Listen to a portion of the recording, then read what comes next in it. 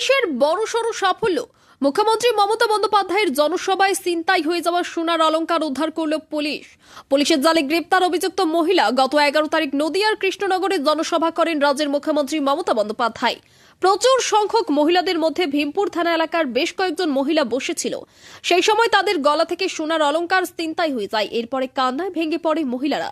সংবাদ মাধ্যমে খবর প্রকাশিত হওয়ার পর নড়েচড়ে বসে পুলিশ প্রশাসন। অবশেষে 4 দিনের মধ্যে ছিনতাই হয়ে যাওয়া সোনার অলংকার উদ্ধার করে নদিয়ার কৃষ্ণনগর কোতোয়ালি থানার পুলিশ। গ্রেপ্তার করে অভিযুক্ত মহিলাকে। জানা যায় অভিযুক্ত মহিলা ঝাড়খণ্ডের বাসিন্দা। পুলিশ বিভিন্নভাবে চিরুনি তল্লাশি চালিয়ে অভিযুক্তকে গ্রেপ্তার করে। এরপর তার কাছ থেকে উদ্ধার করে সোনার অলংকারগুলি। স্বাভাবিকভাবেই মুখ্যমন্ত্রী জনসভা থেকে চুরির ঘটনায় সাড়া ফেলে দিয়েছিল গোটা জেলা জুড়ে। প্রশ্নের মুখে পড়তে হয়েছিল তৃণমূল নেতৃত্বদের। এবার পুলিশের অতি সক্রিয়তায় চুরির কুল কিনারা খুঁজে বের করল পুলিশ। আর সেখানেই বড়সড় সাফল্য বলে মনে করেছে পুলিশের উচ্চপদস্থ আধিকারিকরা। অন্যদিকে এই চুরির ঘটনার সাথে আর কেউ যুক্ত আছে কি না তাও তদন্ত করে দেখছে পুলিশ। অনেক বছর ধরে আমার পছন্দের গয়না সঞ্চয় করেছি। এবার দেব আমার প্রিয় মানুষ।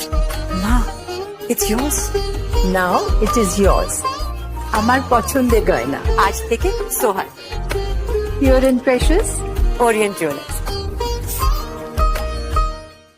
যদি এখনও আমাদের খবরের দর্পণ চ্যানেলটি সাবস্ক্রাইব না করে থাকেন তাহলে এখনই সাবস্ক্রাইব করুন, সঙ্গে বেল বাটনটি ক্লিক করুন আর পেয়ে যান সব খবরের দ্রুত ভিডিও আপডেট।